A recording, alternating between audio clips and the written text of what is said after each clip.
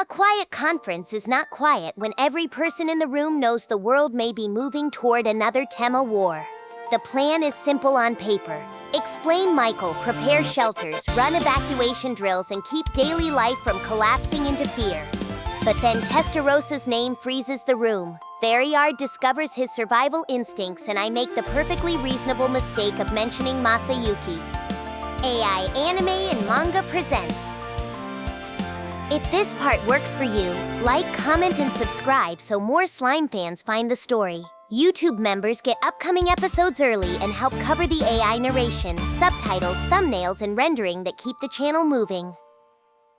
Now let's return to the FNTA conference, where evacuation policy, council politics, and one hero emperor requests turn a normal meeting into controlled chaos. The day after the party, our conference began after a lunch break. The attendee rundown went a bit like this. First, we had the 4 kings and 1 queen supporting the FNTA, me, Gazel, Yom, and Mayurin, and King Doram. All of us in this group had already reached a consensus, so we were only here to put our stamp of approval on things. Next up was Mule Millie, who was nominated to direct the FNTA by all 4 of us, minus Mayurin, and Hinata, representing the Western Holy Church. The chairman of the Council of the West was making a personal appearance as well. His name was Lester, if I recall correctly, and he still had that long, bushy, Santa-like beard. Beyond that, there were around 30 more council members in the conference room, all carefully selected to represent the assorted Western nations. Variard was also present as secretary, and Cien was serving as moderator. Cien began in his formal moderator voice. Ladies and gentlemen, I'd like to thank you all from the bottom of my heart for taking time out of your busy schedules to gather here. We will begin this conference by explaining the crisis that will likely be occurring in the near future. Today's main goal was to go over the stuff Mule Meal asked me about yesterday, who this enemy was exactly, what it was aiming for, the potential fallout of the ensuing war, and how we deal with it. We carefully screened the people joining this meeting to keep fear from growing into outright panic. Kicking and screaming wasn't going to change this reality. Instead, we needed to be mindful about the best possible course of action available to us. As leaders, we couldn't be timid about that, as difficult as it can be. So that was why I wanted to lay everything out on the table first. I had given this spiel quite a few times before, so I appreciated Mule Meal arranging all of this.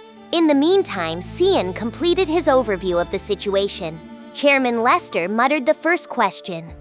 So you're saying the Demon Lord Rimuru won the war against the Empire, but now there's this new enemy, Michael? That ignited the other counselors. One counselor followed up. And this Michael is leading the angelic race too? Another counselor murmured. A Tema war, is it? I never thought that 500-year calamity would happen in my lifetime. Hearing their reaction, I raised my hand to speak up. We'd better address a misunderstanding or two sooner rather than later. Like Cien said, the goal of the enemy is to resurrect Veldanava. We can only speculate on how they plan to do that, and we have no evidence favoring one scenario or the other. Most importantly, we do not have a time frame for this either. We believe they will make their move soon, but Michael is from a very long-lived species. It could be tomorrow, it could be a few years, or it could even be a few decades. That was the most troublesome part of it. We were clueless on the timing. If there was any movement, Deeno would tell us in his daily morning report, and then we'd contact Obila via Milim to confirm the accuracy of his intel. But so far, Michael hadn't stirred at all. It was ominous, but there was nothing we could do about it, so we put that behind us for now. We had to keep on the alert for this enemy who could attack at any time. But until then, we were obligated to continue with our regular activities. Japan was pretty much the same way, I guess.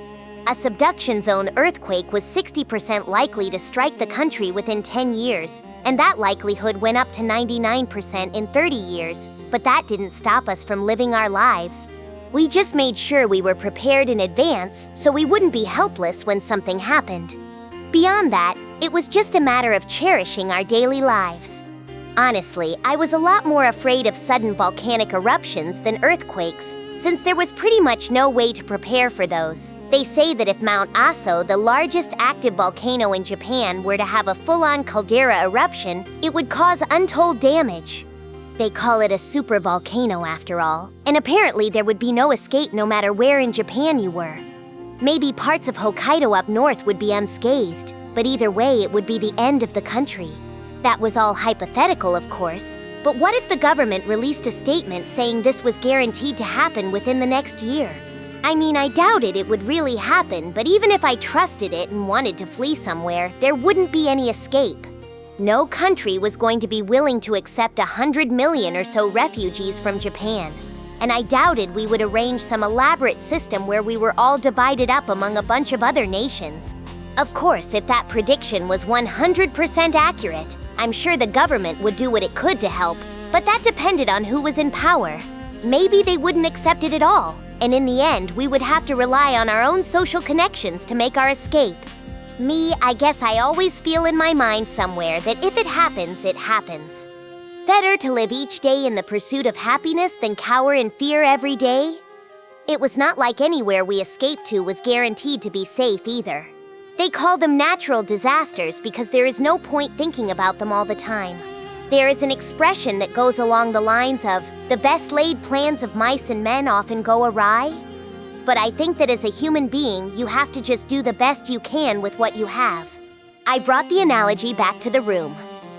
So we'll ensure that we are ready for Michael's attack at any time. But we also want people to keep enjoying their daily lives. That was why I wanted to reveal this truth only to the world's leadership. I hope this is understood as we ask you to join us in this preparation effort. Everyone was silent as I made my conclusion. There was audible groaning. But after half a minute or so of this, Hinata finally spoke up. As the representative of the Western Holy Church, we promise you our full support. Lester nodded. I see. That makes sense to me. So the projects being hastily developed and promoted in the Western nations were in preparation for this? Cien answered him. That is correct. It is all in accordance with Sir Rimuru's will. We were building tracks to run Magitrains on, as well as station buildings to serve them. These were now being expanded and redesigned for use as shelters for the local residents. They could serve as gyms or auditoriums or other things in regular times. I was going to ask our audience here to hold evacuation drills for these facilities once they were done, but before I could say anything, Lester spoke up. Lester said, "It certainly makes sense to me that advanced preparation is very important. I personally do not have the authority to intervene in other countries' policies, but I can at least offer these evacuation drills as a proposal. Along those lines, I would be glad to offer my cooperation." One counselor added, "Indeed. I may only be a counselor, but I am a marquis in my homeland. I will offer my advice to the king and get our training program underway." Another counselor followed with, "Yes, it's a perfectly valid idea. Allow me to join you in this." The counselors appeared to be on our side. This was going quicker than I expected, actually. We did pick this group carefully after all, and none of them were foolish enough to grumble about this. Or really, Mule said he kept the audience for this meeting small to prevent disorder like that. When it comes to decisions as monumental as these, a larger group would never reach a consensus. So the plan was to persuade a small group of power brokers first so they could win over the other counselors back home for us. That plan seemed to be going well, but it remained to be seen how the whole Council of the West would vote on the matter. One of the older counselors gave a soft, knowing laugh. Lord Rimuru seems to be concerned about the council's ultimate decision, but I would advise him to rest assured about that. Nobody, after all, would ever dare stand up to Lady Testarossa. Another counselor laughed along. You are certainly correct. I have my political interests, yes, but I value my life quite a bit more. If this matter could threaten the very existence of our country, well, if it's something as simple as evacuation drills, a single word from an authority like Lady Testarossa will bring everyone on the same page. A third counselor agreed. Indeed. It's hardly something I am willing to openly fight against just to make my own opinion known. Then another said, it'll pass unanimously, I'm sure. It benefits all of us equally. The counselor's reaction was quite a bit different from what Mule and I expected. Now, I wasn't so sure I needed to be cautious and explain the whole situation to them. Variard sounded impressed. It would seem I had a certain lack of awareness about this. I have never met this Testarossa before. She sounds like a very remarkable figure." The counselors all looked at him warmly. Or was that envy in their eyes? Cien cleared his throat, polite and dangerous. "Gentlemen, don't you think you're being a tad too careless? I will remind you that I am a faithful servant of Lady Testarossa, and I will be obliged to report to her about this meeting lest anyone forget." The panic this generated among the counselors was nothing short of hilarious. One counselor cried out, "No! You've got me wrong, I promise you." Another rushed to add, "I did not mean any disrespect, no. I was merely praising her leadership." And one desperate voice went, "I was stating the truth, Glory to Lady Testarossa." I'm not sure what that last guy was trying to say, but I could sense the emotion and desperation in his voice. I didn't expect Testarossa to be so dreaded like this. What a surprise. "Cien," I said as he smiled to himself, "try not to bully everyone too much, please." And I'm sure this simple exchange taught Variard just how mean Testarossa could be. Variard said, I was thinking I should meet with this woman, but I'm sure she is busy, so perhaps another time." "So does that mean our meeting is over for today?" I could almost see him backing away from the minefield. His danger detection skills were something I could learn from, actually. Once more, I was reminded of how talented Variard was. So the meeting was at a natural ending point, but I recalled that I had one more thing to say. Oh, right. Testarossa sent me a message that Masayuki, the new emperor over in the east, wanted to build a peaceful relationship with the west. He sent a request to join the Council of the West, but what do you think? I had received this thought communication just before I came here. I was pretty casual with the moves, but most of the attendees froze, startled. A stunned chorus came back. "What?" All of them turned toward me, their eyes shrunk to little dots. The only unsurprised people in the hall were Gazel, Yom, Mulmil, and Cien, all of whom I gave advance word to. I hadn't even told King Doram yet, so he was just as astonished as Variard. I almost never saw Variard look shocked, so I got a bit of secret enjoyment out of that. Still, it seemed my statement was more of a bombshell than I expected. King Doram looked blindsided. "I heard nothing about this," I answered King Doram as plainly as I could. "Well, no, I just told you so." I turned toward Gazel. "Were you aware, King Gazel?" Yes, I had received word about it, but I don't know any details, and I certainly didn't know that talks had proceeded this far.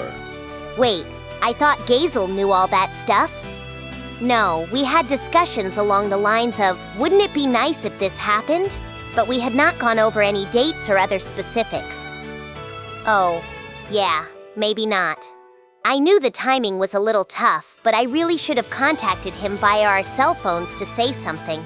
I figured I would clue him in today since we had this meeting and all, but I didn't quite make it to him beforehand, so this was the first notice for a lot of people.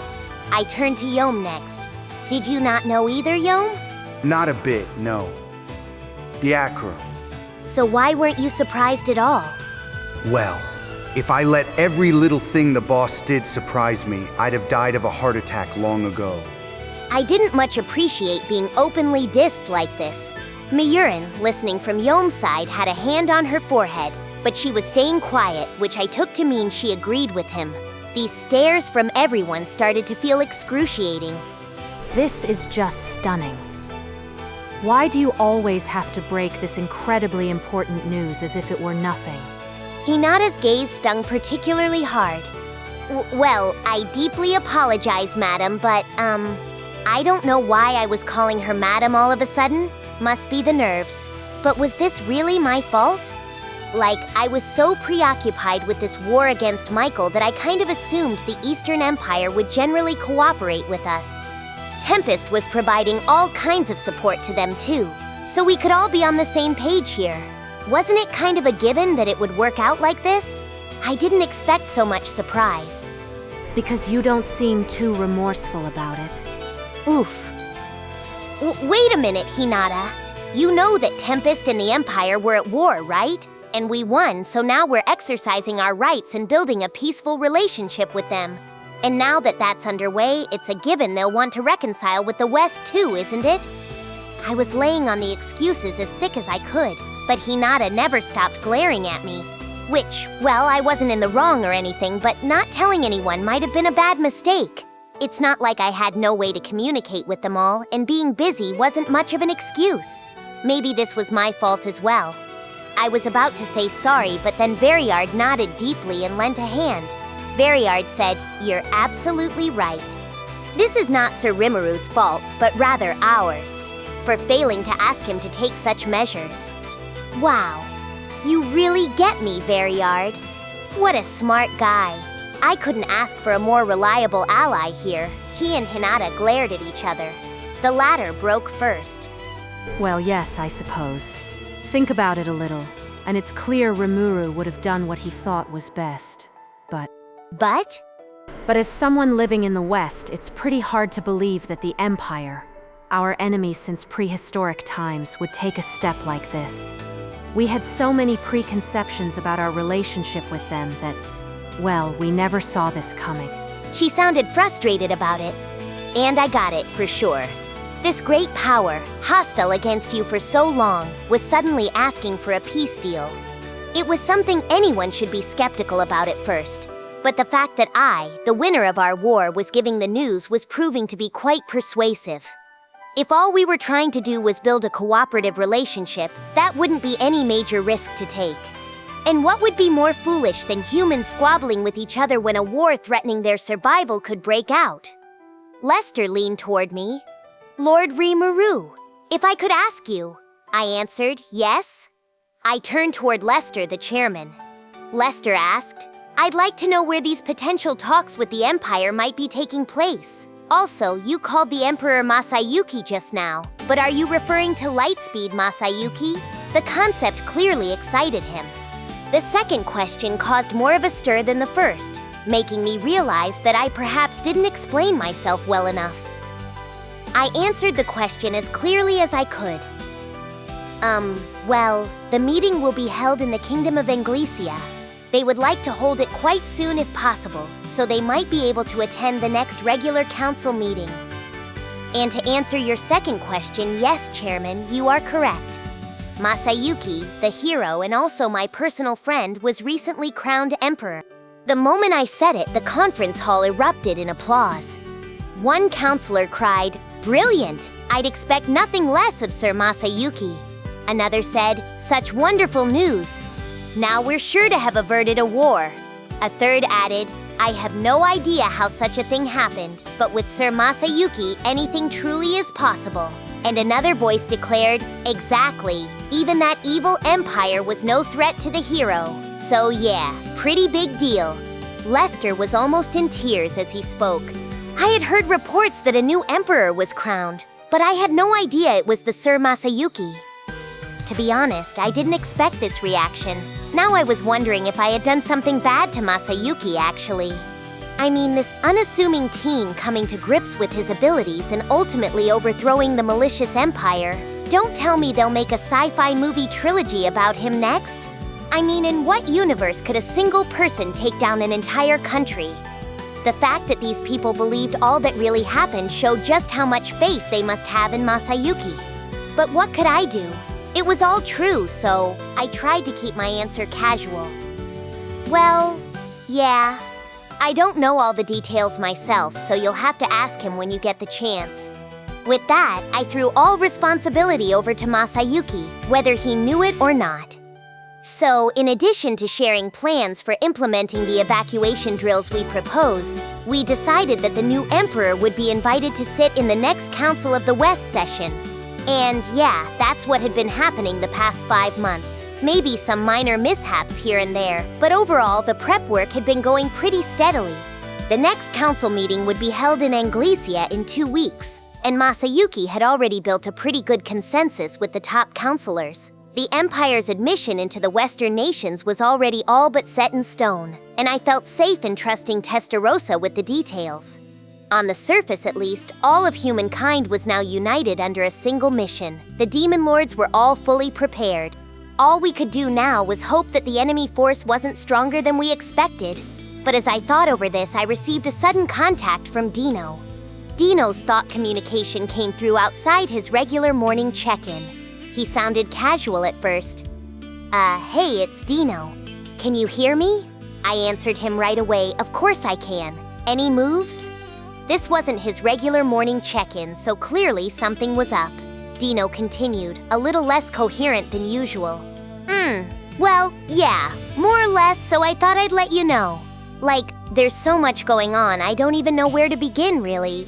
Huh? He wasn't being too coherent with me, but clearly something was up. We had a pretty peaceful last few months, but that all ended the moment he called me. Route confirmed. The next episode and full playlist are ready. Then don't stop here. Keep watching in story order and subscribe before the next part drops.